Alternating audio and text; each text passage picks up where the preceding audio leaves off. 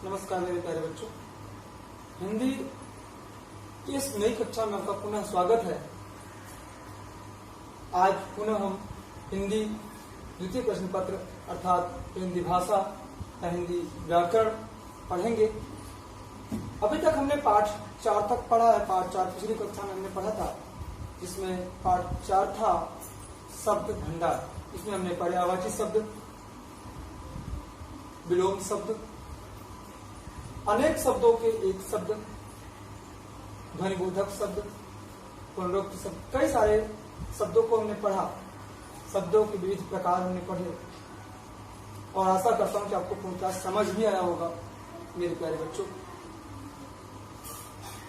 और उम्मीद करता हूं कि आप जो भी आपको पठन सामग्री प्राप्त हो रही है उससे आप भली भांति ध्यानपूर्वक पढ़ रहे होंगे और पूरा मन लगाकर उस पठन सामग्री को आप तैयार कर रहे होंगे।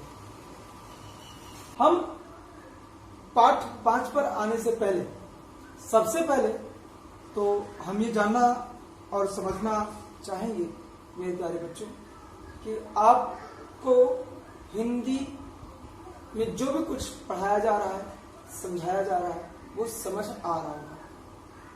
मैं समझ सकता हूं कि जो कन्वर्सेशन होना चाहिए, जो आपसे सामंजस्य जो बातचीत होनी चाहिए, वो हो नहीं पा रहा है। उसके लिए मैंने ये सोचा कि अगर कोई भी आपको इस वीडियो में कोई भी शब्द या कोई भी समस्या आती है जो समझ नहीं आ रहा है, तो आपको जो लिंक भेजा जाता है उस लिंक में जाके आप कमेंट बॉक्स होता है, आप कमेंट करके पूछ सकते हैं जो चीजें आपको समझ नहीं आ रही।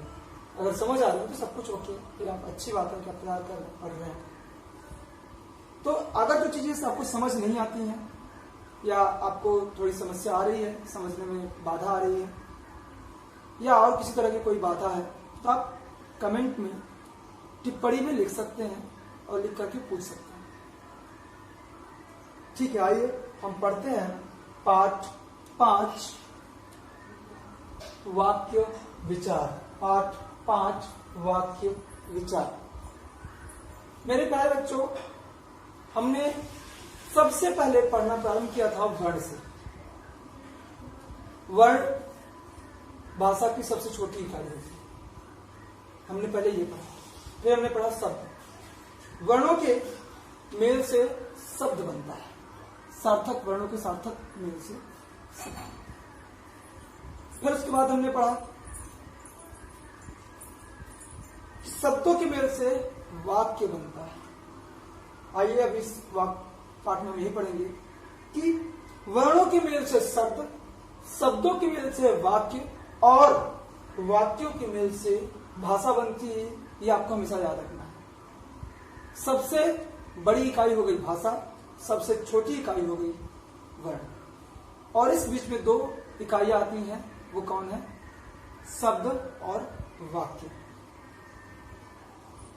तो सबसे पहले वाक्य किसे कहते हैं यह हम समझते हैं। पदों का वह व्यवस्थित समूह जिसमें पूर्ण अर्थ देने की क्षमता या सामर्थ्य होती है, वह वाक्य कहलाता है। जैसे अब अगर हमने कई शब्दों को लिखा, मान लीजिए हमने लिखा कि राम वह है।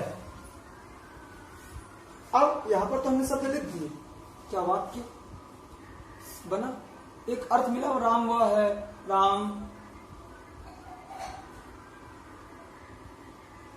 राम श्याम गया। अब ये भी ऐसे ये वाक्य तो बन गए, लेकिन क्या इनमें कोई अर्थ स्पष्ट हो रहा है? नहीं। तो वाक्य की परिभाषा क्या होगी? शब्दों का, पदों का वह व्यवस्थित समूह। यहां पे हम थोड़ा सा आते हैं। हमने पिछली कक्षा में, इसके पहले कक्षा में पढ़ा था कि शब्द और पद और शब्द में क्या अंतर होता है, यह हमने पढ़ा था। तो पद और शब्द में अंतर होता है कि जब वर्ण आपस में मिल करके, जब 2 या 2 से अधिक वर्ण मिलते हैं तो शब्द बनता है। लेकिन जब वही शब्द अर्थात जब वही शब्द वाक्य में व्याकरणिक नियमों से बन करके बन जाता है तो वो पद कहलाता है। याद रखना मेरे प्यारे बच्चों, जब वो व्याकरणिक नहीं बना होता, अलग होता है, स्वतंत्र होता है तो वो शब्द होता है, लेकिन जब व्याकरण की दृष्टि के अनुसार वो बन जाता है तो वो पद होता है। तो यहाँ पे हम शब्द नहीं कहेंगे, यहाँ पे हमने पद कहा है। पदों का वह व्यवस्थित समूह जिसमें पूर्ण अर्थ देने की क्षमता या सामर्थ्य होती है, वाक्य कहलाता है।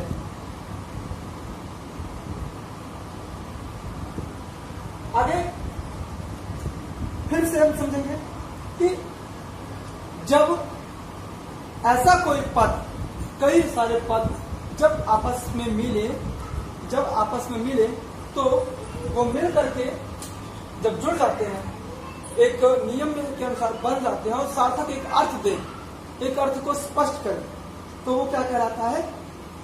पद कहलाता है। समझ आता है? वाक्य कहलाता है।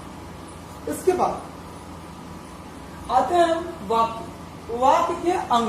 याद रखिएगा मेरे प्यारे बच्चों, वाक्य के भेद और वाक्य के अंग दो होंगे।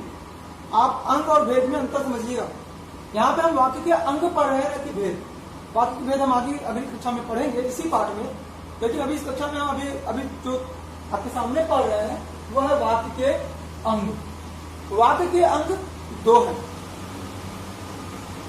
कौन कौन से हैं? वाक्य के दो अंग कौन कौन से हैं? उद्देश्य और विधेय। उद्देश्य और विधेय। उद्देश्य जिसके बारे में, उद्देश्य क्या है ये समझना है। उद्देश्य हमें समझना है कि जिसके बारे में कुछ कहा जाता है या जिसके बारे में कुछ कहा जाता है, अर्थात कर्ता। जिसके बारे में कुछ कहा जाता है, कौन कहता है? कर्ता कहता है। तो उसे सूचित करने वाले शब्द को उद्देश्य कहते हैं, अर्थात कर्ता को उद्देश्य कहते हैं। याद रखना आपको, कर्ता को ही उद्देश्य कहते हैं। ठीक है। आगे है, जैसे समझना हमको थोड़ा सा कि कर्ता को उद्देश्य कहते हैं, कैसे समझना है हमको। जैसे विराट पतंग उड़ा रहा है, यहाँ पे हमने उदाहरण लिया हुआ है। विराट पतंग उड़ा रहा है, तो अब यहाँ पे कर्ता कौन है? कौन पतंग उड़ा रहा है? विराट पतंग उड़ा रहा है। अब तो किसके बारे में कहा जा रहा है? विराट के बारे में कहा जा रहा है। तो उद्देश्य कौन हुआ आपका? विराट। तो याद रखिएगा मेरे प्यारे बच्चों, कर्ता ही उद्देश्य होता है। कर्ता ही उद्देश्य होता है, आपको दिमाग में रखना है, कहीं भी थोड़ा सा भी संदेह उत्पन्न नहीं करना है। आगे है विधेय। अगर और हम उदाहरण समझना चाहें तो जैसे कि मां खाना बना रही है, तो मां जो हुआ वो आपका उद्देश्य हुआ और बाकी जो है वो फिर विधेय बन जाता है। जैसे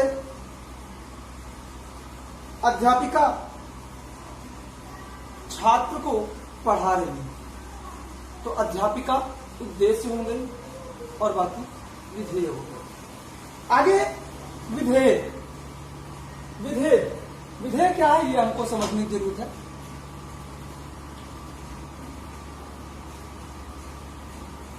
यहां पहले उद्देश्य को पहले स्पष्ट कर लेते हैं फिर से कि कर्ता, याद रखिएगा मेरे प्यारे, जिसके बारे में कुछ कहा जाता है उसे सूचित करने वाले कर्ता शब्द को या उसे सूचित करने वाले शब्द को उद्देश्य कहते हैं। जैसे विराट पतंग उड़ा रहा है। अतः अब यहां विराट और विराट के बारे में कुछ कहा गया, अतः इन वाक्यों में विराट उद्देश्य है। हम यह भी कह सकते हैं कि किसी वाक्य का कर्ता ही उस वाक्य का उद्देश्य होता है। विधेय क्या है? आखिर विधेय है कि उद्देश्य के द्वारा किया गया कार्य विधेय कहलाता है। उद्देश्य के द्वारा किया गया कार्य विधेय कहलाता है। जैसे विराट पतंग उड़ा रहा है, उद्देश्य जो कार्य कर रहा है, यहां हमको समझने की थोड़ी सी आवश्यकता है कि जिस कार्य को जो शब्द जिसके माध्यम से हो रहा है, इसके माध्यम से जो कार्य हो रहा है वह शब्द क्या है? उद्देश्य है। और जो कार्य किया जा रहा है वह कार्य क्या है? विधेय। अर्थात पूरा वाक्य कितने भागों में बट गया? दो भाग कौन कौन से? उद्देश्य और विधेय। तो उद्देश्य के द्वारा किया गया कार्य विधेय कहलाता है। इसे विराट पतंग उड़ा रहा है। हमने इसीलिए उदाहरण को सेम एक ही उदाहरण को हमने दोनों में लिखा ताकि समझ आए। तो विराट यहाँ पे उद्देश्य बन गया, उसके बाद जो बचा वो क्या हो गया? विधेय हो गया। मेरे प्यारे बच्चों याद रखना, इन दोनों में बिल्कुल थोड़ा सा अलगपन है कि ये एक दूसरे के पूरक हैं। विधेय कर्ता के बाद का जो वाक्य है अर्थात क्रिया, और उद्देश्य जो करता है। ठीक है, अब आते हैं हम, जैसे एक और अगर हम उदाहरण ले लें कि प्रियंका के द्वारा प्रियंका अभिनय कर रही है। एक वाक्य है प्रियंका अभिनय कर रही है, उसमें उद्देश्य कौन होगा? बिल्कुल प्रियंका होगा, और विधेय अभिनय कर रही है। तो ये है उद्देश्य और विधेय। अब थोड़ा सा इसमें और है कि उद्देश्य का विस्तार। कभी कभी कोई वाक्य आता है आपके सामने कि छोटी लड़की दूध पी रही है, या थोड़ा सा यहां पे हम और बढ़ा देते हैं, विराट पतंग उड़ा रहा है। अब यहां पे कह रहे हैं कि मोटा, यहां पे थोड़ा सा मोटा विराट पतंग उड़ा रहा है। अब आप कहेंगे कि सर यहाँ पे मोटा जो है वो उद्देश्य है विधेय? बिल्कुल। तो यहाँ पे उद्देश्य का विस्तार हम पढ़ेंगे। उद्देश्य का विस्तार अर्थात जो उद्देश्य, जो शब्द सॉरी, जो शब्द उद्देश्य की विशेषता बताए, जो शब्द उद्देश्य की विशेषता बताए वे क्या कहलाते हैं? उद्देश्य का विस्तार। जैसे छोटी लड़की दूध पी रही है, छोटी लड़की दूध पी रही है। जो छोटी लड़की अगर दूध पी रही है तो छोटी क्या हो गई? उद्देश्य का विस्तार। लड़की हो गई उद्देश्य, दूध पी रही है आपका विधेय। यहाँ पे हम देखिए अलग अलग कर देते हैं तो ज्यादा समझ आएगा आपको। यह हो गया आपका उद्देश्य का विस्तार, यह हो गया आपका विधेय, और यह हो गया आपका विधेय। ये उद्देश्य का विस्तार, उद्देश्य, और ये विधेय। ठीक है, अब आते हैं हम विधेय का विस्तार। विधेय का विस्तार, अभी ये उद्देश्य का विस्तार था, अब विधेय का विस्तार। अब विधेय के विस्तार में मूल विधेय को पूर्ण करने के लिए वाक्य में कुछ शब्द प्रयोग किए जाते हैं। मूल विधेय अर्थात जैसे कि दूध पी रही है, समझ आते हैं? जैसे दूध पी रही है, ये आपका मूल विधेय हो गया। अब मीठा दूध पी रही है, तो अब मीठा जो हुआ वो विधेय का विस्तार बन जाएगा। थोड़ा सा देख लेते हैं कि मूल विधेय को पूर्ण करने के लिए, उसको पूर्ण करने के लिए वाक्य में कुछ शब्द प्रयोग किए जाते हैं। ये शब्द विधेय का विस्तार कहलाते हैं। जैसे नीरज अपनी साइकिल से विद्यालय जाता है। नीरज क्या हो गया? विधेय। अपनी क्या हो जाएगा? विधेय का विस्तार। साइकिल से विद्यालय जाता है, आपका हो जाएगा विधेय। अगर हम इसी शब्द को ले लें, इसी वाक्य को ले लें, छोटी हो गया आपका विधेय, उद्देश्य का विस्तार। लड़की आपका हो गया आपका उद्देश्य, और गाय का दूध, तो गाय का हो जाएगा आपका विधेय का विस्तार। दूध पी रही है, आपका हो जाएगा विधेय। अब जहां तक है आपके संदेह बिल्कुल क्लियर होंगे, कोई यहाँ पे अकिंचन नहीं होगा, कि आपको समझने में कोई कठिनाई नहीं होगी। ये इस तरह से ये वाक्य है, वाक्यों का जो विस्तार होता है। इसमें आता है वाक्य विग्रह। वाक्य विग्रह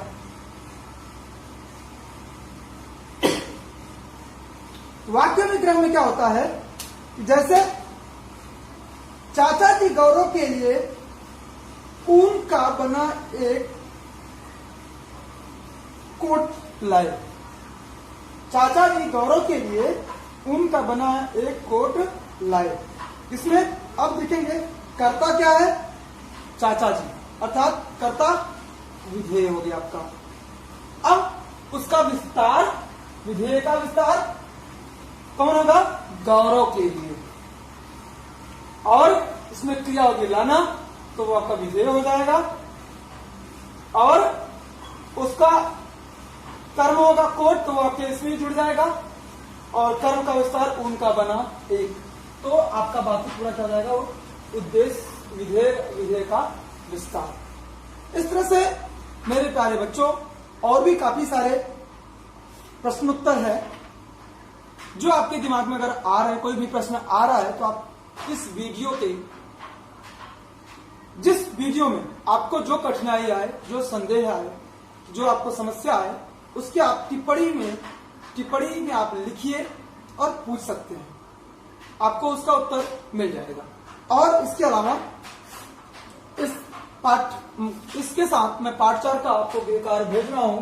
पाठ 4 के अभ्यास कार्य को प्रश्नोत्तर से लिखकर पुस्तिका में लिख करके याद करना है।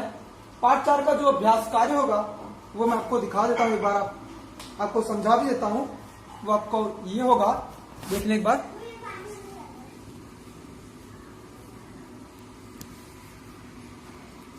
पहला है समान अर्थ रखने वाले शब्द कहलाते हैं। वो पहले आपका क्लियर होगा, समान अर्थ कौन रखता है, पर्यायवाची।